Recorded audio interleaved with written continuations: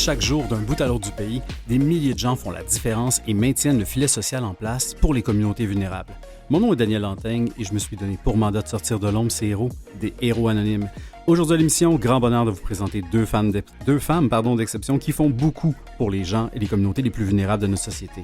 Installez-vous confortablement car vous êtes sur le point de plonger dans un monde où les gens qui n'ont rien d'ordinaire accomplissent assurément des choses extraordinaires. Bonne émission.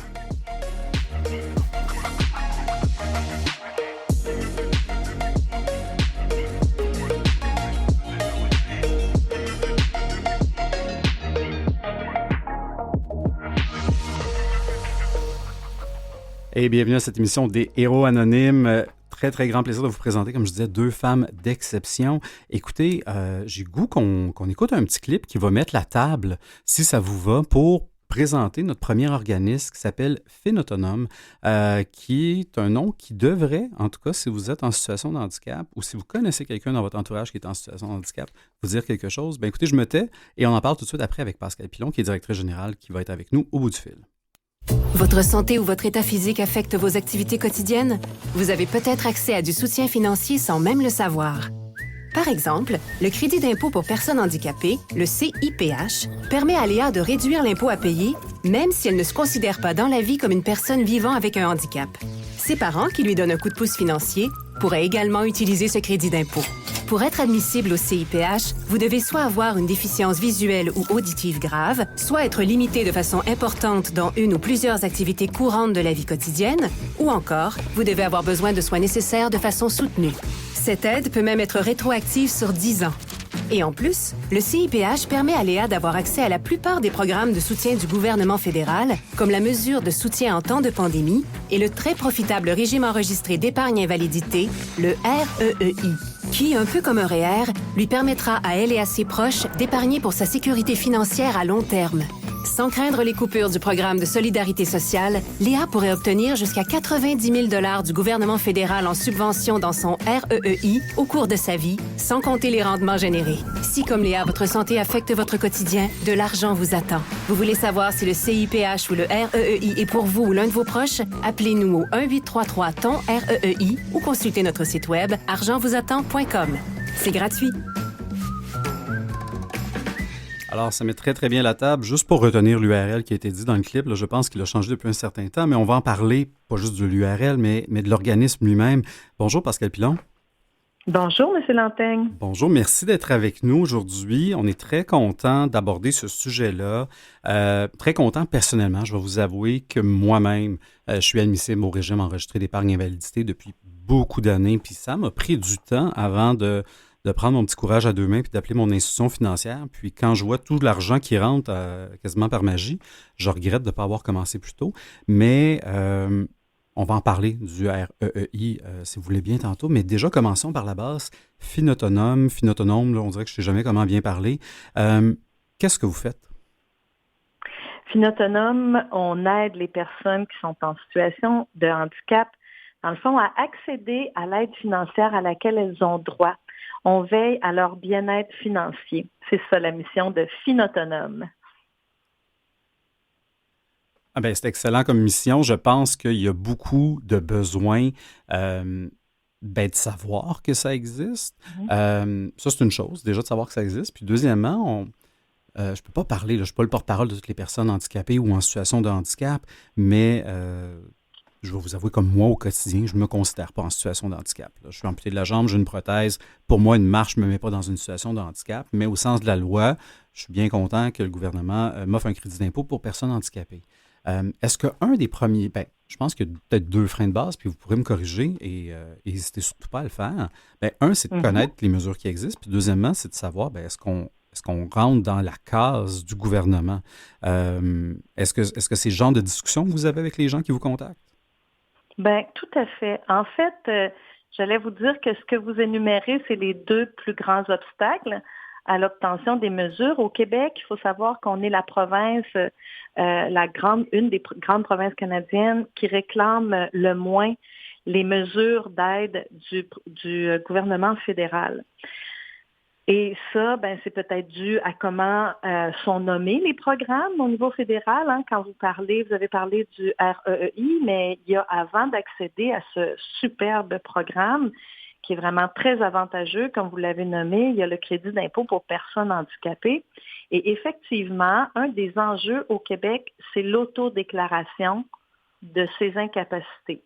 C'est-à-dire que les Québécois, les Québécoises qui vivent avec des obstacles importants, hein, qui découlent d'une condition de santé, une condition physique ou mentale, sont frileux ou sont réticents à déclarer leur incapacité au gouvernement. Puis évidemment, si on ne s'autodéclare pas, si on n'est pas prêt à vouloir partager avec l'Agence du revenu du Canada ou Revenu Québec qu'on est une personne en situation de handicap, soit parce qu'on a peur de représailles ou simplement parce qu'on ne se considère pas, ça ne nous vient même pas à l'esprit. Un peu comme vous l'avez dit, M. Lantin, vous dites, moi je vis avec une prothèse, je ne m'identifie pas nécessairement comme étant une personne handicapée. Hein, quand on emploie les mots qui sont encore trop souvent véhiculés, on va dire une personne handicapée, alors qu'il faut plutôt concevoir que c'est une personne qui est en situation de handicap. Oui. Oui, effectivement, vous mettez le doigt sur le bobo. Oui.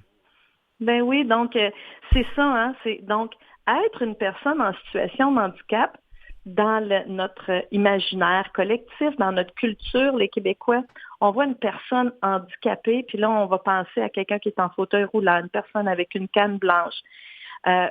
On pense aux incapacités, aux limitations qui sont visibles. Mais il y a une grande partie de la population qui vivent avec des limitations fonctionnelles graves, prolongées, hein, qui donc se trouvent en situation de handicap, mais parce que ce sont des incapacités invisibles ou qu'elles-mêmes ne se considèrent pas comme ayant un problème grave et prolongé, hein, ben, elles ne se considèrent pas comme étant admissibles à ces programmes. Puis ça, c'est le premier enjeu, selon nous, qu'il faut, c'est le premier obstacle à surmonter, hein, c'est déjà de se reconnaître comme étant une personne qui pourrait avoir droit à ces aides financières qui sont là pour compenser les obstacles qu'on vit dans notre vie quotidienne. Donc, c'est des programmes auxquels on a droit. Oui, puis déjà, c'est ça, c'est de les connaître. Puis ça, je pense que ça fait pas mal partie de votre mission d'aider. Là. Je voyais à quelque part, si je ne me trompe pas, sur votre site, qu'il y a pas moins de 55 mesures fiscales et aides financières pour les personnes en situation de handicap et leurs familles. Bon, évidemment, j'imagine que vous vous concentrez sur les principales, mais il y a des mesures qui sont là. Si je me mets à la place d'une personne qui nous écoute en ce moment, qui dit, ben peut-être que je réponds aux critères, là, par exemple, pour le crédit d'impôt pour personnes handicapées, qui est un peu, en tout cas au fédéral, le point de départ. Donc, il faut évidemment être admissible au crédit pour pouvoir ouvrir un régime enregistré d'épargne invalidité, si je ne me trompe pas. Effectivement. Donc, si en ce moment on écoute, on se dit, ben, je fais quoi? J'en parle-tu à mon médecin à mon prochain rendez-vous? Est-ce qu'il y a, comment la personne peut s'outiller pour commencer cette première exploration-là, à savoir si elle remplit les cases d'une certaine façon? En fait, non pas qu'on veuille être indispensable à la communauté, mais j'invite les gens qui se questionnent à savoir s'ils sont admissibles à cette porte d'entrée, parce que c'est vraiment une porte d'entrée sur les autres programmes. Oui. Le crédit d'impôt pour personnes handicapées au fédéral, je les invite à communiquer avec Finautonome. Puis il y a différentes façons de le faire. Si vous permettez, peut-être que je peux tout de suite aller vers là. Oui, oui, Finautonome, on a différents services pour, donc on fait de la sensibilisation, ce dont je vous ai parlé en premier, c'est-à-dire de sensibiliser le public, les personnes au Québec, dire peut-être êtes-vous en situation de handicap. Vous êtes-vous posé la question à travers le filtre de l'admissibilité au programme, ce que je vous disais. Donc, on travaille sur l'autodéclaration, c'est de la sensibilisation, mais aussi dans nos services. Là, quand une personne se dit « Ah ben tiens, peut-être que je suis une personne en situation de handicap parce qu'effectivement, ma condition physique, mes conditions mentales, hein, donc mes incapacités, ce que je vis comme obstacle au quotidien, c'est quand même important, puis peut-être que j'aurais droit à ces aides-là. » Dans nos services, le deuxième service important, c'est nos conférences. Donc, on ne fait pas des conférences sur les 55 mesures. On ne voudrait pas assommer tout le monde. Puis, en fait, il faut commencer. Il y a un parcours qu'on peut faire qui est facilitant. Donc, nous, on a identifié que si une personne pense qu'elle est admissible à ces programmes-là, que le premier pas à faire, c'est d'aller valider notre admissibilité au crédit d'impôt pour personnes handicapées, le CIPH, au fédéral. Puis là, on fait des conférences, des courtes conférences vulgarisées pour que tout le monde puisse comprendre en langage simple de quoi il s'agit. Qu'est-ce que ça veut dire? Est-ce qu'on se qualifie vraiment? Est-ce qu'on peut être admissible? Et là, on va donner des trucs pour arriver à bien présenter sa demande. Parce qu'il faut être bien préparé pour qu'on soit admissible. Donc, on ne peut pas être admissible si on n'est pas en situation de handicap. Donc, ce qu'on dit aux personnes, les trucs qu'on donne, c'est pas pour que les personnes racontent des histoires. Mais on les outille pour qu'elles se préparent bien avant d'aller rencontrer leurs professionnels de la santé. Parce que c'est important dans la démarche de comprendre que le professionnel de la santé va être là pour attester des déficiences de la personne, de ses limitations. Il n'est pas là pour poser un diagnostic.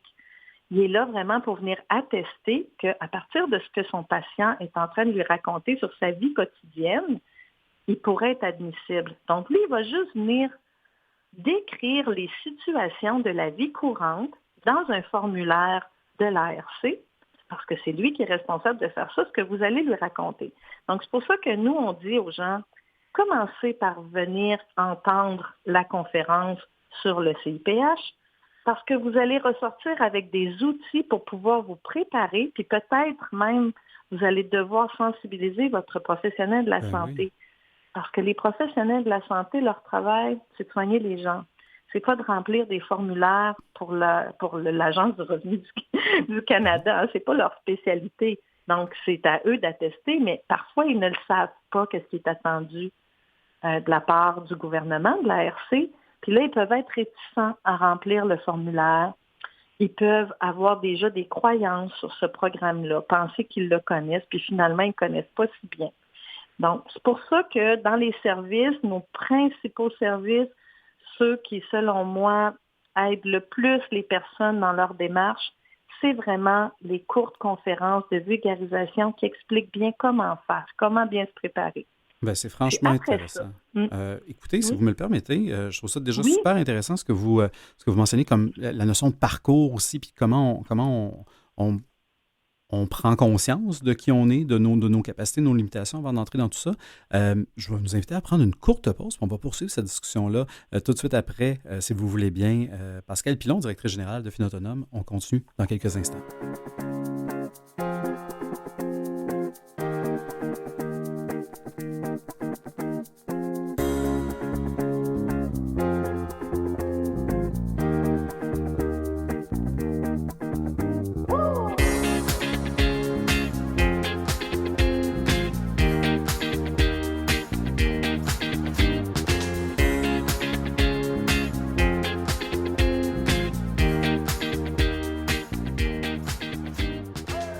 Et on est de retour à l'émission Les Héros Anonymes. On est avec Pascale Pilon, qui est directrice générale de l'organisme Finautonome, qui est un organisme qui est quand même relativement jeune. Je pense que c'était fondé là, en 2019, début des opérations, l'année d'après, puis vous faites de l'accompagnement depuis à peu près 2021.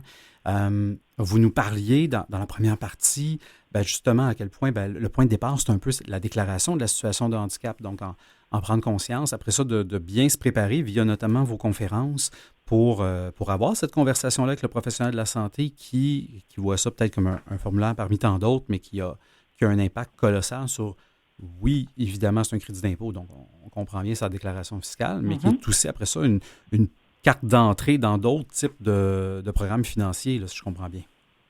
Effectivement, j'aime beaucoup l'adjectif que vous avez choisi. Vous avez dit colossal. Ça a un impact colossal. C'est pour ça qu'on détermine le parcours, parce qu'effectivement, l'admissibilité au CIPH va ouvrir la porte à tout un panier d'aides, des mesures fiscales, des programmes. Puis, on parle de montants d'argent vraiment importants. Tu sais, on ne parle pas d'une différence de quelques centaines de dollars par-ci, par-là. Là. Pour la majorité des gens, puis plus on fait cette démarche tôt dans notre vie, donc il y a une question d'âge à travers les programmes, ben, plus on va avoir accès à beaucoup d'aides financières. On va avoir accès à des revenus disponibles plus importants. Donc, cette démarche-là pour le CIPH, l'impact, il est colossal. Donc, c'est pour ça qu'on travaille très fort chez Finautonome pour enlever tous les obstacles qui se trouvent sur le chemin des personnes pour qu'elles puissent accéder vraiment à cette première étape qui est une reconnaissance du gouvernement fédéral qu'elles sont une personne en situation de handicap, que la personne se trouve en situation de handicap, puis donc que là, elle va pouvoir avoir droit à différentes aides. Mais comme je vous dis, ça peut être très important. Vous avez un RII, vous savez sûrement que au cours de la vie d'une personne, ça peut être jusqu'à 90 000 Oui.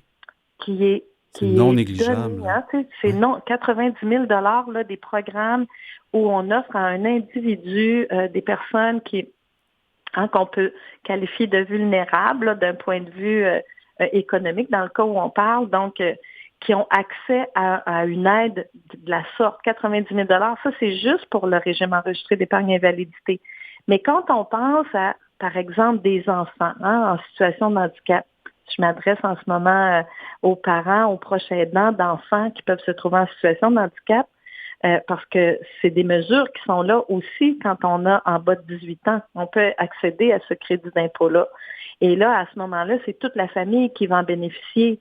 Mais donc, si on pense au supplément d'allocation familiale pour un enfant handicapé, c'est encore une fois par année plusieurs milliers de dollars de plus pour la famille, pour offrir du soutien, pour faire face, pour compenser les incapacités, les limitations, qui va avoir un impact, on va se le dire, sur la vie économique de toute la famille. Donc, ce sont des aides importantes et c'est pour ça qu'il faut bien informer les gens. Notre mission, c'est de donner de l'information, de l'accompagnement pour que ce soit le plus facilitant pour les personnes. Oui, puis Si je peux allez-y, mais oui, permettez-vous, certainement. Mais ce que je voulais amener, c'est le fait que les dédales administratifs, tu sais, s'attaquer là, à l'appareil gouvernemental pour les familles dont un membre est en situation de handicap, qui nous écoutent, je sais que ce qu'ils vivent comme c'est pratiquement de la détresse, c'est de faire face à tout ce dédale administratif-là au cours des étapes de la vie de la famille ou même de la personne qui est en situation de handicap parce qu'elle va avoir à traverser toutes sortes d'étapes, remplir multiples formulaires. Puis il y a beaucoup de confusion qui s'installe parce qu'il y a tellement de programmes. Donc, il y a des programmes au fédéral, il y a des programmes au provincial, de la province de Québec. Puis parfois aussi, les gens, ils pensent qu'ils ont été chercher tous les crédits ou toutes les aides auxquelles ils avaient droit parce qu'ils se sont adressés à un des paliers de gouvernement, mais ils n'ont pas été voir de l'autre côté. Donc, nous, ce qu'on offre, c'est de la vulgarisation, c'est permettre aux personnes de se démêler, d'essayer de voir est-ce que j'ai vraiment toutes les aides auxquelles j'ai droit, est-ce que j'ai fait bien les 2 paliers de gouvernement. Donc, c'est là que notre accompagnement intervient. Puis c'est vraiment, notre mission, c'est de travailler à soutenir les personnes et leurs familles à leur bien-être financier. Donc, on va regarder vraiment tout ce qui touche à cette sphère-là de la vie parce qu'on sait que c'est un déterminant important pour la santé, pour le développement d'une personne, son bien-être financier. Ce que je trouve vraiment intéressant dans la notion de parcours, c'est que prenons une famille ou une personne qui vit seule, qui a des faibles revenus, fait comme bof. À quel point ça va être utile d'aller chercher le crédit d'impôt pour personnes handicapées? J'en paye presque pas d'impôt ou même pas du tout. Ben, faut pas arrêter à la finalité de ce premier crédit-là, sachant que justement, si le revenu est plus faible, il y a d'ailleurs dans le régime enregistré d'épargne invalidité, les subventions gouvernementales vont être plus grandes en fonction du revenu. Donc, il ne faut pas non plus s'arrêter juste à la première porte d'entrée si jamais on sent que ça ne répond pas à grand-chose. Là. J'ai même le goût de vous dire qu'au contraire, plus notre situation financière est précaire, donc moins on a de revenus, plus ça devient important, stratégique, ça va avoir un impact, c'est de faire ces démarches-là. Et c'est là où il y a j'oserais même parler de mésinformation, c'est-à-dire que c'est pas pour mal faire l'information n'est pas claire. Il n'y a pas nécessairement, en tout cas, je suis peut-être une personne qui veut voir les choses sous cet angle-là, mais je me dis c'est pas nécessairement pour mal faire que l'information est mal comprise ou mal véhiculée.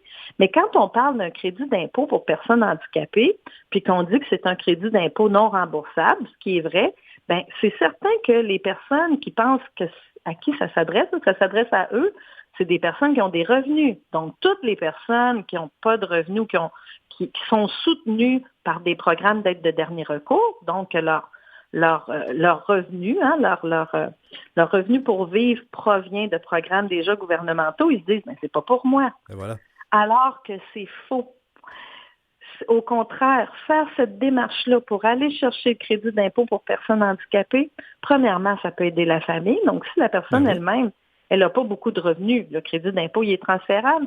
Mais c'est surtout que ça va donner accès à un panier d'aides financières, comme vous l'avez mentionné, le REI. Le gouvernement va venir vous soutenir, va venir soutenir les personnes, puis son apport va être plus important pour les personnes qui ont plus faible revenu.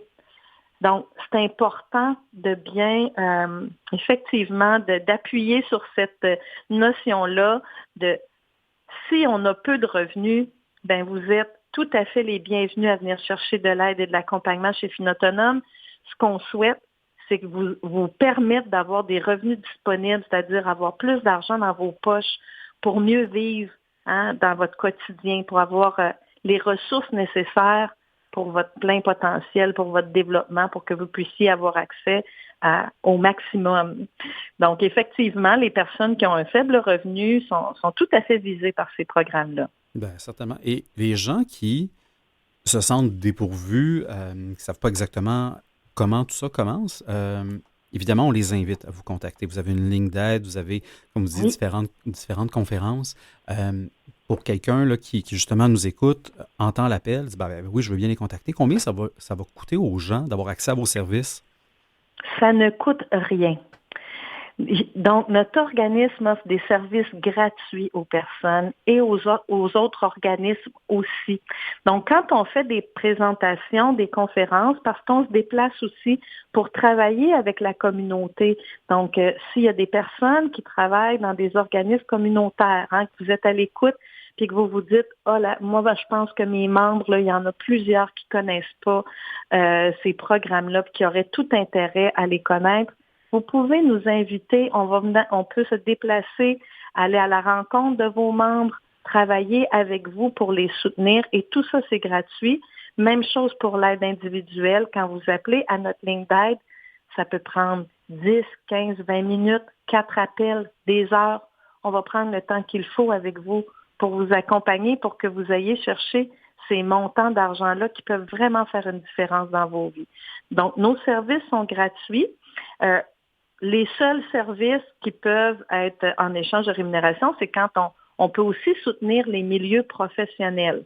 Donc, s'il y a des milieux professionnels, bureaux de comptables, les conseillers financiers, les notaires, s'il y a des personnes, des regroupements qui ont besoin de comprendre les programmes, qui veulent savoir comment s'adresser aux familles dont un membre est en situation de handicap, comment donc être plus accessible pour ces clients-là, pour eux, on va les accompagner également. Mais pour toute personne qui se définit ou qui pense être une personne en situation de handicap, nos services sont tout à fait gratuits. On est un organisme communautaire. Wow! En tout cas, vous avez une mission qui répond sans aucun doute à un besoin. Des fois, les gens ne savent pas qu'ils en ont besoin, mais ils auraient tout avantage, en tout cas, à l'identifier. Et si j'ai bien compris, vous offrez vos services, dans le fond, à tout le Québec francophone et même les francophones hors Québec. C'est bien ça? Oui, exactement. Donc, toute personne qui se pose des questions sur le régime enregistré d'épargne invalidité, le REI, si c'est un francophone hors Québec, on va lui répondre.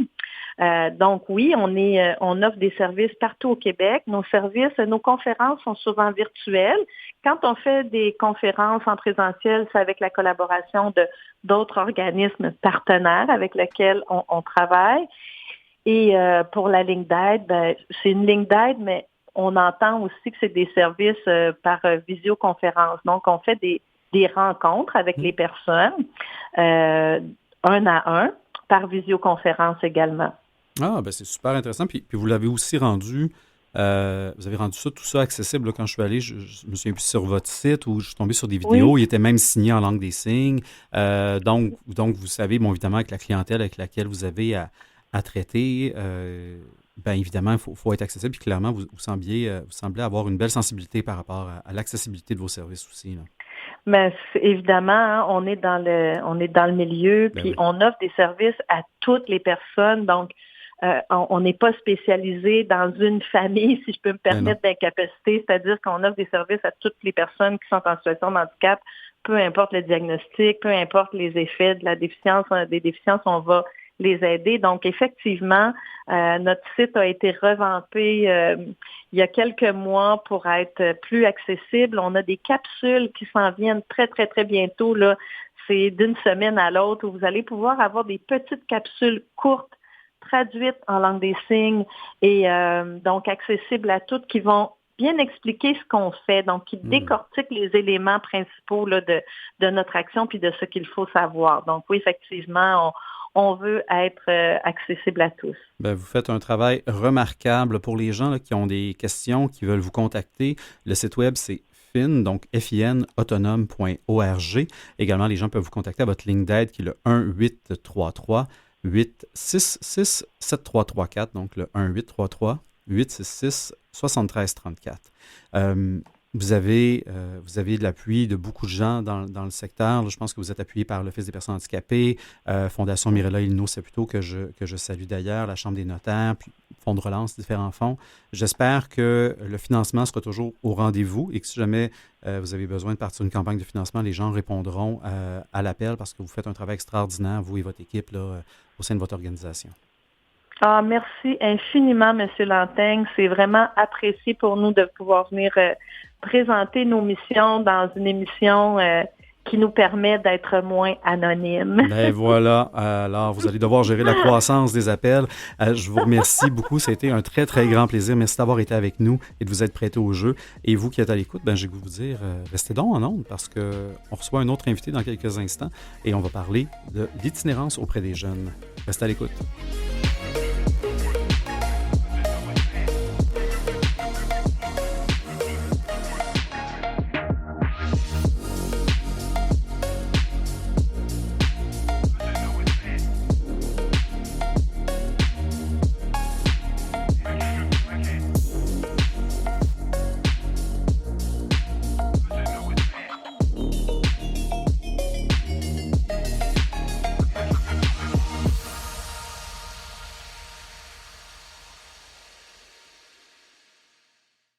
Vous écoutez Les Héros Anonymes avec Daniel Lantaigne. Et bienvenue à l'émission Les Héros Anonymes pour cette deuxième partie-là. Et pour les gens qui sont habitués de Canal M, vous allez vous demander est-ce que j'écoute Regard sur l'itinérance ou Les Héros Anonymes. Je vais vous dire un peu des deux pour la prochaine demi-heure.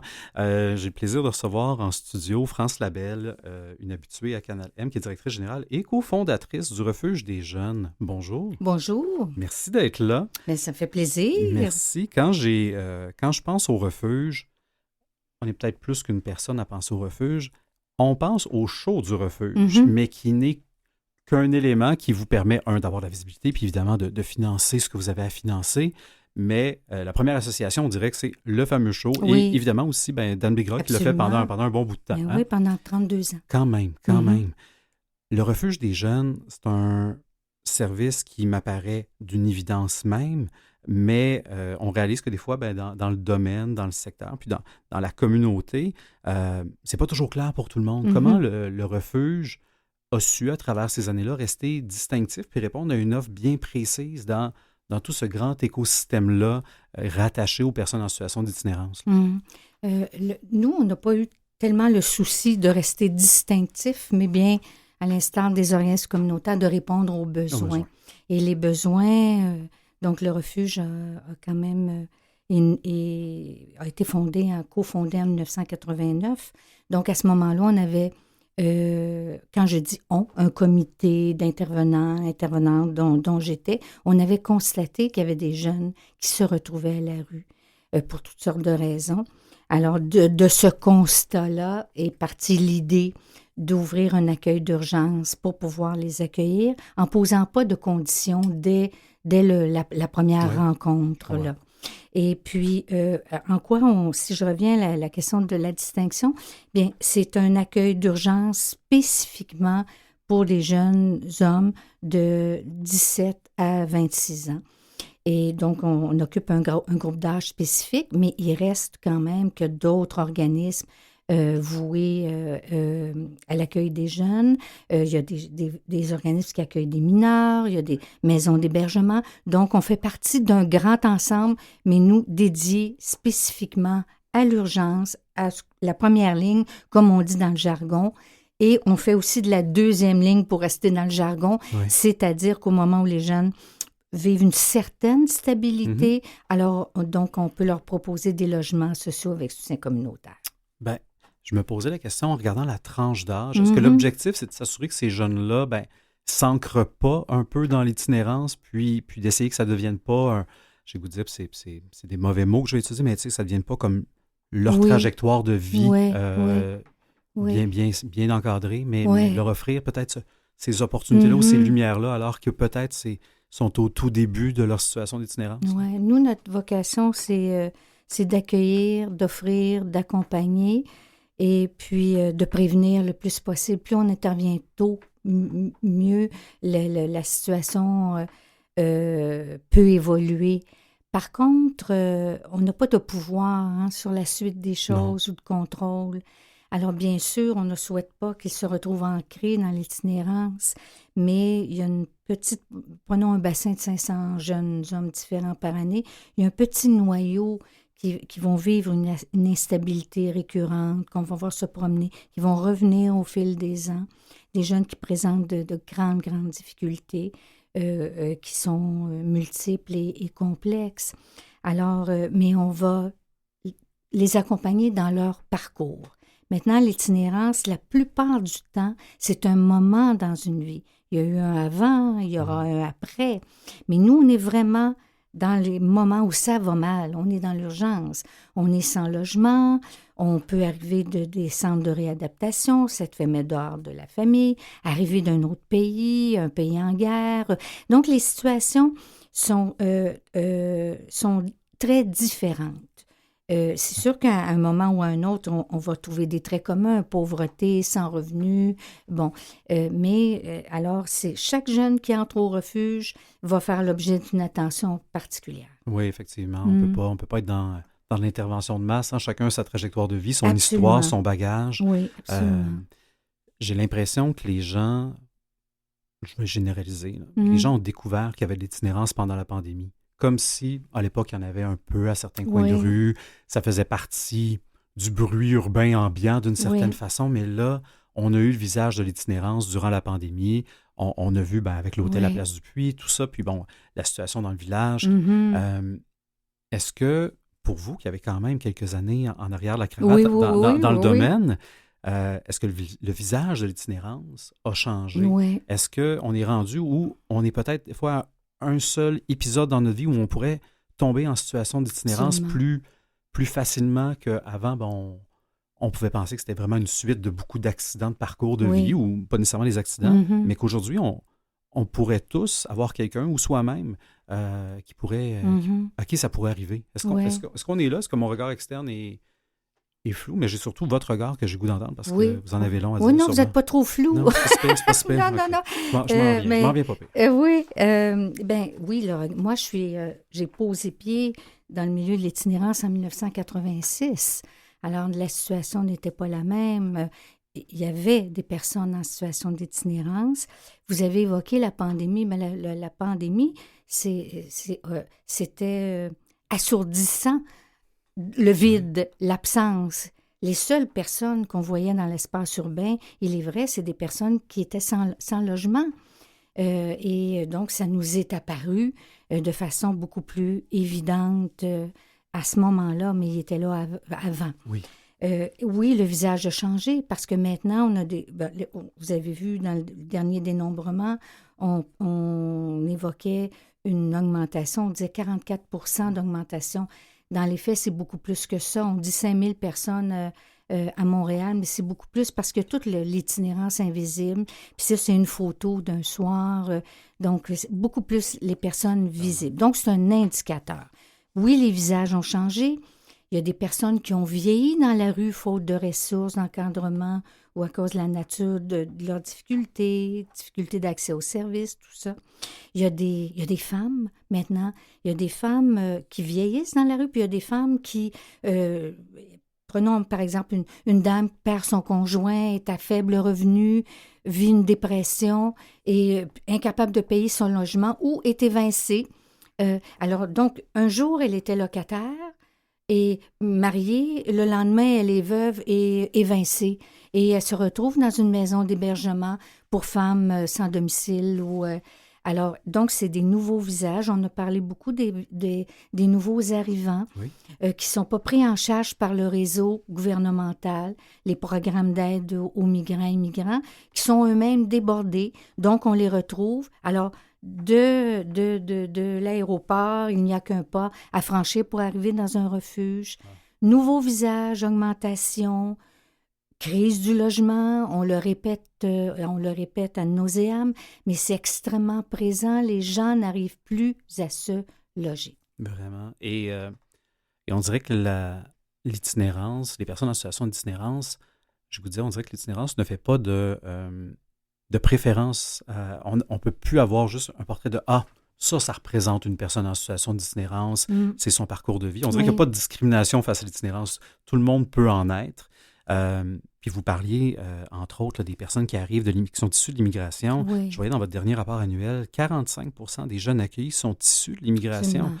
Donc ça aussi, ça doit... Bien, c'est sûr que ça change le visage de l'itinérance, mais ça met une pression parce que c'est pas comme si on avait tout réglé la question. Fait que ça rajoute, j'imagine, un stress, une pression sur votre organisation. Tous nos systèmes sont défaillants actuellement. Oui. L'école, le système de la santé, les systèmes d'accueil des personnes, le logement. Donc, il est vrai qu'on traverse une crise très, très importante actuellement. Je dirais l'une des pires que j'ai traversées depuis 1986, à l'exception de la pandémie. Maintenant, oui, donc les groupes communautaires sont sous pression, absolument. On est habitué de travailler sous pression, d'être aussi le déversoir du réseau public, mais on a aussi une vocation d'accueil, une vocation humanitaire. Ça, c'est la bonne nouvelle, c'est qu'on répond, on accueille, on répond au service, puis toujours dans un esprit d'accueil et dans le respect des droits. Toutes les personnes ont le droit d'être accueillies, de vivre dans la dignité. Ils ont le droit d'avoir accès à un logement, à des services. Mais là, oui, il y a une pression sur tous les systèmes. Ça, c'est bien, bien certain. On le dit avec moins de moyens, avec nous aussi. Il y a des difficultés de recrutement mais aussi. Oui. La pénurie de main-d'œuvre ne va pas épargner personne. Bien sûr. Alors oui, tout le monde est sous pression, mais en même temps, moi, je me dis, je fais ces constats-là, mais je ne veux pas être toujours dans l'extrême, l'apocalypse et l'impossible. Malgré tout ça, il y a du possible. Ouais. Et on est des milliers de travailleurs-travailleuses communautaires à Montréal qui rendons possible certaines choses. Ça, c'est bien important. Oui, il faut garder cet œil-là sur le possible. Bien sûr, bien sûr. Cette semaine, il commençait à faire un peu plus froid, un peu plus de neige. On a toujours l'impression que les refuges s'organisent bien, mais que le gouvernement est toujours pris de court à chaque année, que c'est pas qu'il y a un hiver qui s'en vient, puis qu'il y a des gens qui sont dans la rue pendant l'hiver. C'est comme si on avait fait un reset, puis on le savait pas. L'hiver qui s'en vient, qui s'installe bien, pour vous, est-ce que c'est après toutes ces années-là au refuge, est-ce que c'est juste un cycle, un moment avec un peu plus de pression, ou c'est un stress vu le nombre certainement croissant, là, puis entre autres des jeunes aussi? Oui, c'est un stress accru. Parce qu'il n'y a pas d'annonce de création de nouvelles places actuellement. On a 1600 places d'urgence à Montréal, puis on dit qu'il y a 5000 personnes. Puis, donc, il n'y en a pas. Il y a quelques semaines, on avait des besoins aussi de places parce qu'on était en surnombre au refuge. Puis, tout ce qu'on pouvait offrir, c'est une image forte, il restait une chaise. Là. Ouais. Bon, alors... donc, il n'y a pas d'annonce de nouvelles places. Autour du refuge, nous, on est sur Sainte-Catherine, au coin Papineau. Il y a des campements, là. Il y a des gens près du pont qui sont là. Il y a des tentes. Sur mon chemin, je vois des personnes qui sont dans des tentes. Alors, puis, on dit, ben non, on peut pas camper. Alors, où voulez-vous qu'ils aillent? Ben, c'est ça, avec le nombre de lits qu'il y a. Voilà. Ben Donc, et puis, il y a l'urgence. Donc, on veut plus que des places d'urgence. Puis là, il va y avoir des annonces là, à la va-vite. Là, c'est sûr, puis, on va ouvrir un ancien hôpital fermé quelque part, puis, on va mettre des lits de camp, puis on va réagir. Exact. Mais en même temps. Puis là, il y a eu des rencontres. Donc, mon coordonnateur était à cette rencontre. Et là, on apprend qu'il n'y a pas de nouvelle place. Bravo. Alors, il est vrai que ça génère de la colère. Ouais. La mienne et de la part des intervenants aussi communautaires. J'en doute pas. Pour travailler avec différents refuges ou organismes là, qui sont en lien avec l'itinérance. On sent que les gens tout le monde, on est tous des humains, puis des fois, ça demande beaucoup, beaucoup de résilience quand on voit ce qui se passe, mais il y a une limite à puiser dans notre résilience si Exact. Si vous voulez bien, France Labelle, on va prendre une courte pause. Oui. On va poursuivre tout ça dans quelques instants. On est avec France Labelle, directrice générale et cofondatrice du Refuge des jeunes.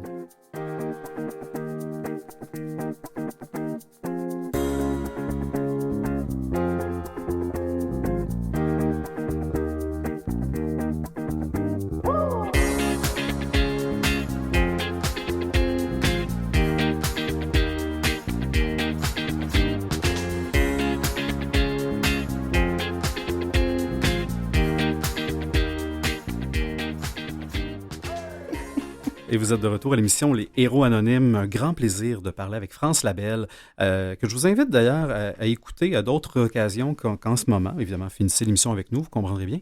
Mais écoutez-la également à l'émission Regard sur l'itinérance.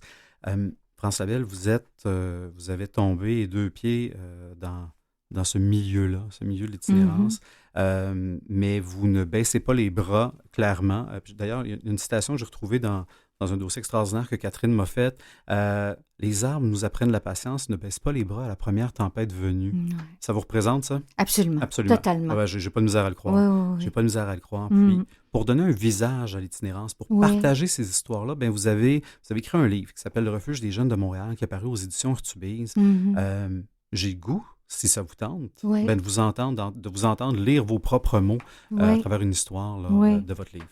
Puis mon livre s'appelle aussi « 30 ans en pays d'itinérance ou la douleur de la soie », parce que j'ai aussi voulu parler de la douleur, mais aussi de la beauté. Wow. Alors, voilà, donc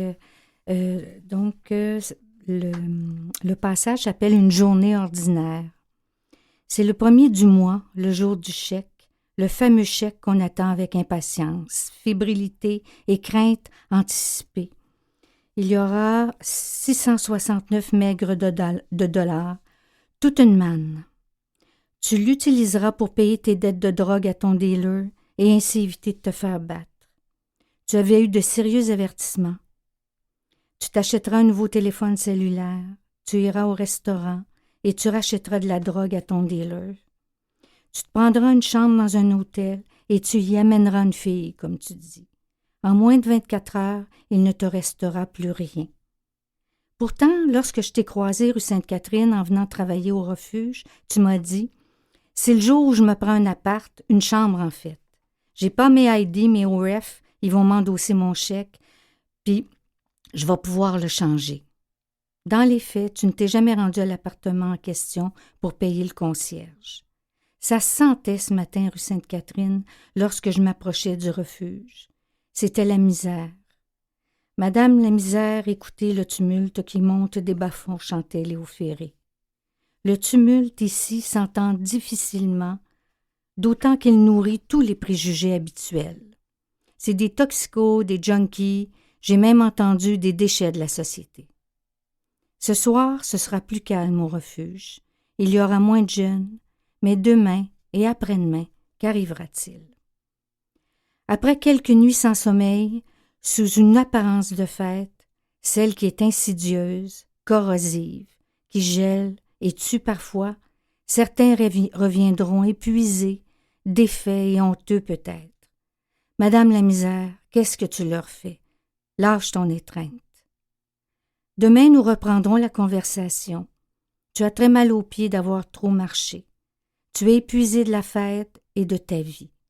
Tu es vide jusqu'au prochain chèque. Tu es déjà endetté. Tu me regardes te regarder avec tristesse. Mon seul remède, c'est de te proposer un bain de pied et du repos.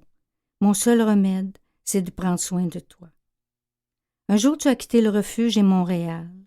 Depuis, il semble que tu vas mieux. Tu nous as envoyé une photo avec ton enfant. Maintenant, tu voudrais bien aider les autres, ceux qui sont encore là, parce que toi, tu sais ce que c'est la misère qui fait tant marcher. Wow. C'est... ça met un visage sur des histoires. Je trouve ça fascinant. Alors, je vous invite, là, si vous avez comme moi accroché à cette histoire-là, allez vous procurer ce livre-là, fort intéressant, qui met un beau visage sur la situation. Il y a des visages qui sont moins reluisants. Il y a un article dans Le Devoir qui est sorti cette semaine qui parlait des itinérants invisibles, même dans la mort. Le Devoir a fait un recensement maison, disons, d'une quarantaine de décès de personnes itinérantes qui ont perdu la vie en 2022. Mais évidemment, ce qu'on réalise, c'est que c'est pas comptabilisé, c'est pas chiffré. Il n'y a pas de registre au Québec. Là, il y en a ailleurs au Canada. Je vais vous avouer que où je travaille, qui n'est pas très loin de la station, j'en croise tous les jours dans leur sleeping bag, dans la ruelle. J'ai toujours peur, pas pour ma sécurité, ça va, mais j'ai toujours peur qu'un jour, on va juste penser que la personne est en train de faire une sieste puis que finalement, elle est dans sa dernière sieste. Là. C'est possible. Avec l'hiver qui s'en vient, c'est un stress collectif qu'on devrait tous avoir. Si on ne l'a pas, je pense qu'il manque quelque chose. Le visage d'itinérance, on en a parlé, il a changé. J'ai l'impression qu'il y a plus d'enjeux de santé mentale qu'il y en avait par le passé, mais de manière collective, là, pas juste dans l'itinérance, là, comme société. Oui. Est-ce que ça se reflète aussi dans vos interventions? Est-ce que vous devez conjuguer avec des gens qui perdent peut-être des fois le contact avec la réalité? Oui, puis évidemment, quand on parle des visages de l'itinérance, c'est les personnes visibles, ça, puis on est dans l'extrême, et c'est ce qui nous pose de grands défis, puis ça nous fait vivre beaucoup d'impuissance à nous comme aux gens qui les côtoient là, sur la route. Alors, ça, c'est une partie, puis il y a beaucoup de monde qu'on ne voit pas, qui sont ça et là, mais qui, eux aussi, vivent des situations difficiles. Mais oui, les personnes qui souffrent de problèmes de santé mentale, sont beaucoup plus présentes dans nos ressources. On a parlé aussi beaucoup de la crise des opioïdes, maintenant, qui est largement surpassée par des consommations de substances telles que le crack, la méthamphétamine, donc des drogues chimiques coupées avec toutes sortes de cochonneries et qui créent beaucoup de psychoses toxiques aussi, de telle sorte qu'on fait face à davantage de personnes jeunes et moins jeunes qui sont aux prises avec des problèmes de santé mentale graves. Tout à l'heure, on a parlé de l'immigration. Il y a des personnes qui nous arrivent de pays en guerre et qui ont vécu des traumatismes très importants, alors qui sont souvent en choc post-traumatique, mais c'est souvent masqué, ça aussi, par les impératifs de survie. Alors oui, on est confronté à davantage d'impuissance, puis il arrive que des personnes qui sont tellement désorganisées qu'on ne peut pas les accueillir dans nos ressources. Alors, bon, heureusement, il y a des travailleurs de terrain, travailleurs de rue, travailleurs de milieu qui vont aller à la rencontre de ces personnes-là, peut-être les plus en crise, tout ça. Mais c'est insuffisant, là. Puis on a un problème d'accessibilité aux services, hein, pour la population en général. Puis même s'il y a certains programmes, là, très, très intéressants qui accueillent des personnes en situation d'itinérance, mais c'est pas assez. C'est insuffisant. Je vais vous poser la question bien naïvement. On en croise toutes des personnes en situation d'itinérance. Si on n'en croise pas, c'est parce qu'on vit dans le fond d'une forêt, puis même à ça. Ou dans certains quartiers aisés. Exact, aussi.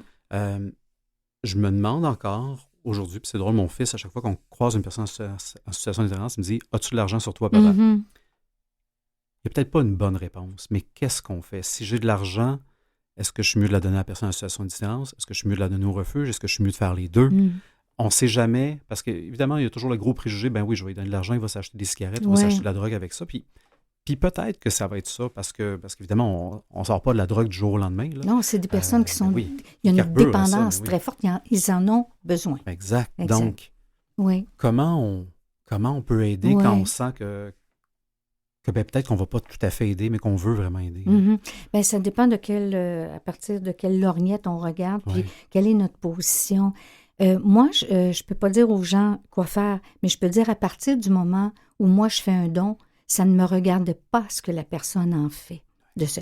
Et vous avez raison, possiblement, et c'est tout vrai, pour manger, pour peut-être, puis les cigarettes, tout le monde qui est fumeur savent très bien que la nicotine, Ben oui, on et peut pas... c'est une dépendance très forte. Alors, donc, il y en a qui vont aider une organisation, il y en a qui vont faire du bénévolat, il y en a qui vont apporter des vêtements, il y en a qui donnent sur la rue, il y en a qui saluent. Et donc, on y va avec ce qui nous rend confortable, tout le monde peut aider, mais de différentes manières. Et puis, si on met tous ces efforts-là ensemble, on va arriver, pas à régler l'itinérance demain, mais la chose la plus importante, c'est de ne pas ignorer, c'est à tout le moins de répondre quand quelqu'un s'adresse à nous. Oui.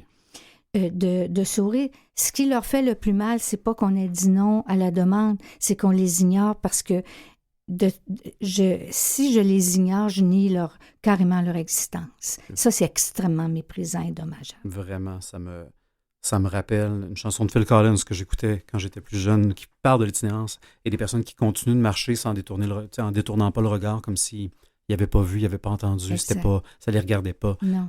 Mais ça nous regarde parce que Ça nous regarde. clairement, comme société, on a échoué à quelques égards si on doit Ouais. composer avec cette Je situation-là. comprends le malaise. Là. Oui. Moi, je suis dans ce milieu-là depuis... j'ose plus compter. Je comprends le malaise. Moi aussi, je le vis à l'occasion, le malaise. C'est certain, mais il faut rester humain. Il faut pas fuir. Non. C'est pas une solution. Totalement. Je suis à la même place que vous. Le refuge, on en a parlé évidemment un peu. Hein? Ça va de soi, c'est des jeunes hommes qui sont accueillis chaque jour. Donc, jour, soir, nuit. Jour, soir, nuit. Exactement. Vous avez 45 lits à peu près, si je ne me trompe pas. Lits, vous avez des logements sociaux aussi, Oui. bien évidemment, quand il y a une stabilité on qui a s'installe. 22 logements sociaux pour le moment. C'est peu quand on regarde les besoins, mais on a des projets de développement. Ouais. Alors, C'est faut pas que les gens fassent l'équation de dire, bon, on prend un itinérant, on le met dans un logement social, la question est réglée, parce que de toute façon, c'est pas tout le monde qui est prêt, pas tout le monde qui veut. Puis c'est difficile d'habiter. Quand tu n'as jamais habité, il y en a qui ne couchent pas dans leur lit le premier soir. Il y a un jeune qui me disait, il est dans 1,5, puis il dit, je me sens tellement vide, il y a de l'écho dans mon appartement. Dans le 1,5. Exact. Wow. Ouais. Puis il dit, là, j'ai jamais habité, maintenant, il faut que je m'invente une vie, là. Ouais. Oh. C'est pas évident, ça, là. Non, c'est pas la seule solution, puis c'est pas réglé une fois qu'on a stabilisé les gens. Ça prend de l'accompagnement vraiment. pour beaucoup de personnes. Vraiment. Ouais. Mais vous faites un travail formidable, personnellement, collectivement. Vous avez toute une équipe, évidemment, avec vous, au Refuge des Jeunes. Une équipe formidable. Je trouve ce travail-là extraordinaire parce qu'il doit pas... comment je dirais ça? Il faut calculer, il faut voir les petites victoires à chaque jour. Il faut s'accrocher à ces petites victoires-là. Oui. Très certainement, et vous faites ça de façon extraordinaire. Juste la rencontre d'humains blessés, c'est une victoire. Ben oui, certainement. Exact. De créer ces liens de confiance-là. Si vous avez été interpellé, vous qui nous écoutez, j'ai le goût de vous inviter à aller visiter le site refugedesjeunes.org. J'aurais pu vous sortir 10 000 statistiques là, pour étourdir tout le monde, mais il y a un rapport annuel qui est extraordinaire, qui démontre clairement l'impact que vous faites auprès de ces jeunes-là et peut-être l'impact que vous aurez sur leur trajectoire de vie. Mais tout ça se fait une vie à la fois et selon chaque personne. Oui. C'est un grand plaisir. Aussi, écoutez, je vous ai donné le site, le refugedesjeunes.org. Vous pouvez également appeler si vous voulez voir comment vous pouvez aider l'organisme, là, évidemment, financièrement, ça va de soi, mais si vous voulez donner un coup de main, vous pouvez appeler au 514-849-4221 et il y aura quelqu'un au bout de la ligne pour répondre à vos besoins. C'est un grand plaisir de vous recevoir. Partager, ça passe vite, hein? Ça passe très, très vite, cette demi-heure-là, oui. en grande compagnie, certainement. Et donc, merci à vous, à nos précieux invités à chaque semaine. Mathieu Tessier à la mise en onde, Catherine Bourderon à la recherche. Et vous qui êtes à l'écoute, merci de vous être encore une fois arrêtés sur notre émission et d'avoir pris le temps de découvrir ces personnes et ces organismes qui font toute la différence dans nos communautés. J'ai goût de vous dire, quoi qu'il en soit, on se retrouve assurément la semaine prochaine pour découvrir 2 autres héros anonymes. Et d'ailleurs, pour ceux qui ne le savent pas, notre émission est disponible sur l'ensemble des plateformes de balado, Spotify, Google, Apple. Je vous invite, vous allez découvrir des organismes, des gens de cœur fascinants chaque semaine. N'hésitez pas à le faire. Dans quelques jours, vous savez, on parle souvent des organismes, on parle aussi de la philanthropie qui permet à ces organismes-là d'avoir ce qu'ils ont besoin pour avancer. Le 15 novembre prochain, très bientôt, c'est la Journée nationale de la philanthropie. Je vous invite à prendre ce temps d'arrêt-là. Merci vos bénévoles, vos donateurs qui font une grande différence au sein de votre organisation parce que sans ces gens-là, ça serait juste des belles idées, des belles pensées, mais ça prend des gens. Alors rendez-vous sur canalm.vueetvoix.com ou sur les balados pour découvrir et redécouvrir d'autres héros anonymes.